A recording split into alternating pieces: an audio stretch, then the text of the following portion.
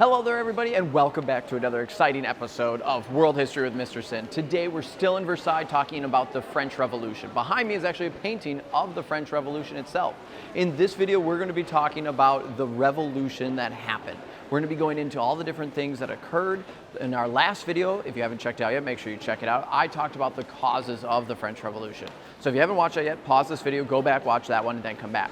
Make sure to take out your guided notes and follow along because we're going to get into the French and what happened here. Down with the king, spoiler alert, he's going to die. So sit back and enjoy as we take a trip around Paris to look at different locations that impacted the French Revolution.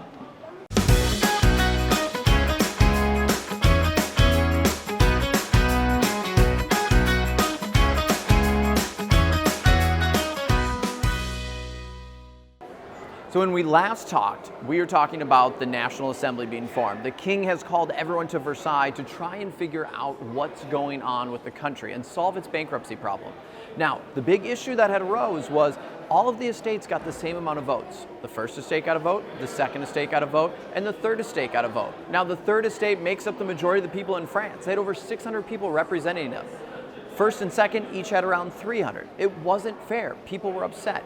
And the third estate demanded that ultimately they change it and make it so each of the delegates would get a vote. Now the king was not for that. He's like, you commoners think that you can have a say? No, not a chance. We will never do that. And so the third estate boldly declares on June 17th, 1789 that, you know what?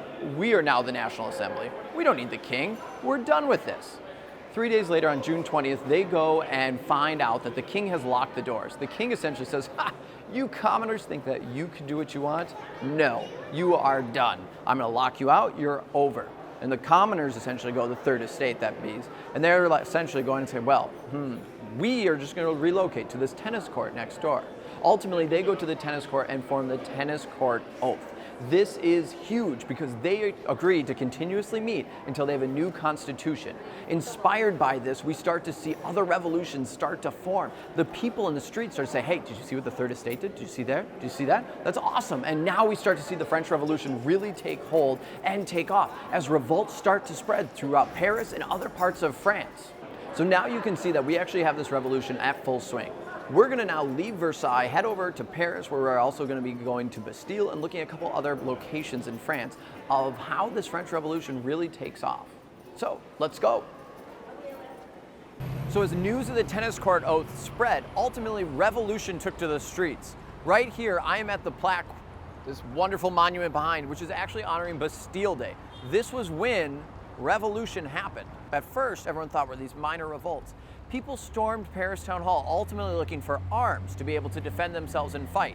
What they realized was Bastille, which was a prison at the time, also used as an armory, was where all of the weapons were at. And so the citizens of France stormed Bastille and ultimately tore it down brick by brick. Now, the Bastille bricks are no longer here. However, they're in another part, in a small park actually, just a mile down from Bastille Day. And we're gonna cut from here and quick go look at the Bastille bricks. So right now I'm actually by the Bastille itself. This is all that's left of the castle. After the revolution, and they tore it down, as the people of France mobbed the Bastille prison looking for weapons, showing the king that this isn't just a bunch of random protests, this is a revolution. This is all that's left right here. In a minute, we are gonna go back to the actual Bastille where it was located, and I'll go over what has happened. But kind of cool just to see the actual remains of Bastille itself. So after Bastille falls, Paris is abandoned. The rebels take over. The French Revolution is in full swing. A duke will later go to Versailles and ultimately tell King Louis XVI that Bastille has fallen, that the army, his own troops, can no longer be counted on to ultimately shoot at these mobs. The French Revolution is in full swing. Bastille Day marks France's revolution and independence and is still celebrated today in France as their Independence Day. And on August 4th, 1789, the National Assembly will essentially abolish all of the rights that were originally given to the old regime. The first and second estate lose their power. The French Revolution is starting to succeed, and hope is coming back to France. And we see a changing momentum in ultimately who's controlling the government and also the power of France itself. So I'm on top of the Eiffel Tower right now, and the time in our story right now is 1789, August 26th. the National Assembly has announced the Declaration of Rights of Men. Now, this is inspired off the English Bill of Rights and also the American Constitution and the Declaration of Independence. Ultimately, what's going to happen now is this starts to give free speech for France, voting. They want rights. This is all these Enlightenment and thinkers that we've been talking about. Now it's coming to France, and they are demanding that their government provide it for them. And so this is a great time in France. Now, the king and the nobles and the clergy aren't really happy with this. They're going to reject it. In fact, King Louis is still in Versailles, hanging out, trying to hide, and hopefully this whole thing will blow over. But the people of France love it, and they accept it. You can see behind me, actually, Paris right now. Now, it is freezing up here, so I'm going to have to get down, and we'll continue our story in another area, but enjoy the view. So while all this chaos is happening in France, King Louis XVI and Queen Marie Antoinette have locked themselves in Versailles. That's the building right behind me. Ultimately, they've decided just to stay here. And rumors have gotten around France that they have a bunch of food and that they're eating well. Now, at the time, France is starving. They're struggling to make ends meet. And so on October 5th, thousands of women ultimately armed themselves with pitchforks and torches and whatever they could grab and marched to Versailles. They end up storming Versailles, taking it and capturing the king and queen, bringing them back to Paris. They're now prisoners. Word gets around Europe. The king and queen have been captured. They're no longer in control of France and will never return to Versailles again. All right, so we're back here at the Louvre in Paris. Now, the weather's gotten nicer and the sun's out, but during this time in the revolution, Europe's starting to panic. Ultimately, what's happening right now is people are starting to hear that the king and queen have been captured. Now, Austria and Prussia were not happy with this. They were afraid that if the king was captured and killed, that would send a message to the other European countries, letting them also do this to themselves. And so Austria and Prussia declared essentially to France that, hey, release the king or else. And the else was they would attack. Now, in 1792, the National Convention, essentially what they did was they ordered that no, they're a little bit afraid and they're scared, but they said, no, we are not going to back down. We refuse to release the king. And on January 21st, the king is actually going to be ordered to be killed. And so he will be killed by the guillotine. And that is going to start a whole chain of events. You can see on the screen right now a bunch of these different European powers that ultimately are going to declare war and prepare to attack France. And France is going to have to react. And this is going to transition the French into what we would now know as the Reign of Terror. Dun, dun, dun. So, the Reign of Terror is about to start. Ultimately, France has to figure out how to handle this crisis. Right now, I'm in this very peaceful garden outside of the royal palace, now the Louvre, in the middle of Paris. But at the time in France, this was a time of chaos. Ultimately, what happened is our National Convention in France decides to give these powers to the Committee of Public Safety. And this is where a radical by the name of Robespierre takes power, ultimately starting this Reign of Terror. He's going to go around and ultimately start killing anyone and challenging anyone who's going against their idea of the revolution. This both helps the revolution and at the same time too hurts it, as over 40,000 French will be killed during this. 16,000 of them alone by guillotine, including Marie Antoinette, the queen. And now we see a change in this revolution. It's no longer just this hopeful thing focused on Enlightenment ideas. Now we are seeing the ugly side as France tries to mobilize its people to be able to defend against this European attack. So I'm outside right now, the palace of actually where Louis XIV grew up. You can see the fountain behind me, the trees, as spring is slowly coming. But during this time right now, revolution has happened, and we're seeing the Reign of Terror take place. Ultimately, what's going on right now is the revolution is hitting some speed bumps.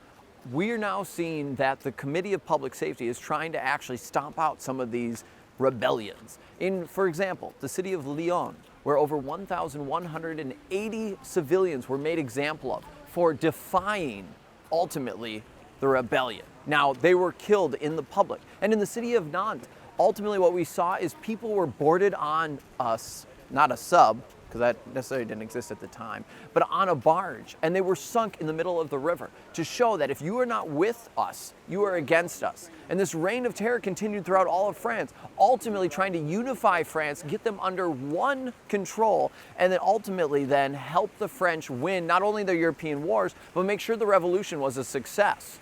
So, right now, we're going to have to see what happens with this Reign of Terror and ultimately what will occur, because it's going to decide France's fate for the future to come. So our reign of terror is continuing in France, and ultimately France really needs to unify right now. European powers are starting to essentially attack. And by 1794, the Reign of Terror was able to actually draft an army in the millions. This is the first time European armies have gotten this large.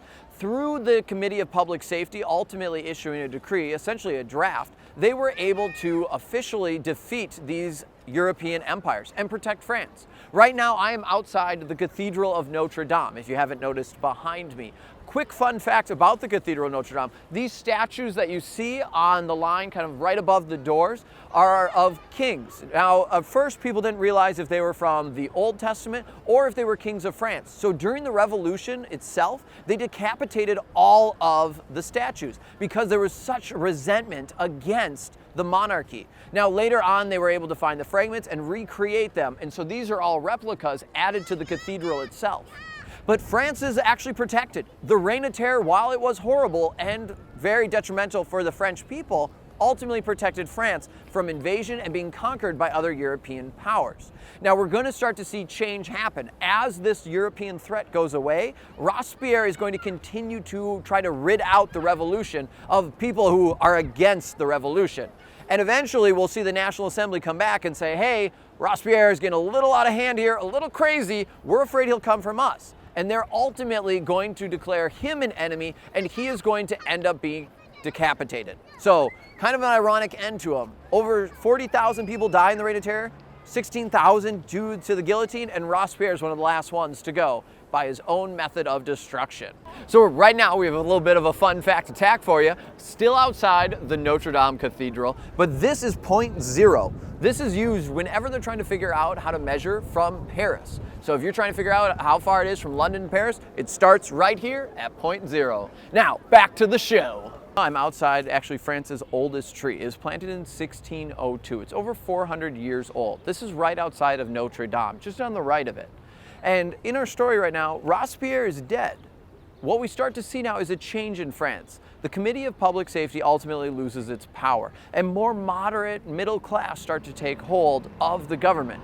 In 1795, France is going to be set up with a new constitution, which will break apart its power. Ultimately, we'll have an upper and a lower house. The lower house will consist of 500 members, and they're ultimately going to be in charge of introducing new bills and legislation, while the upper house is made up of 250 people, and they're ultimately going to be there to reject or propose. And all these people are going to be elected through electors. Now, in France at the time, only 30,000 people are going to have the right to vote. These electors were people who were wealthy and had land, ultimately the educated. Going off our Enlightenment ideas, we didn't have the radicals that won here.